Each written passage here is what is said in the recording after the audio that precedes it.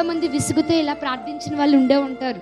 విసుగుతో, తండ్రి నా ప్రాణాన్ని తీసేసుకో, నేను చచ్చిపోతే చాలు, ఇంక నేను పడలేను, రోగాల చేత విసిగిపోయి ప్రాణం తీసేసుకో అని అన్నవాళ్ళు కొంతమంది, నిందల చేత విసిగిపోయి నా ప్రాణం తీసుకో అని చెప్పిన వాళ్ళు కొంతమంది,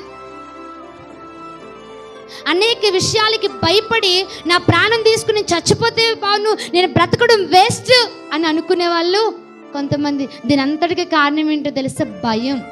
ఏంటో చెప్పండి? భయం. ఇప్పుడు ఆ యెజబెలు మాటలకు విసిగిపోయి భయము చెంది ఎక్కడికి వెళ్ళిపోయాడట? అరణ్యానికి వెళ్ళిపోయాడు. అరణ్యంలో భయం ఉంది, అరణ్యంలో గమ్యం లేదు, గమ్యం తెలియని ఒక ప్రదేశం అరణ్యం, గమ్యం లేదది.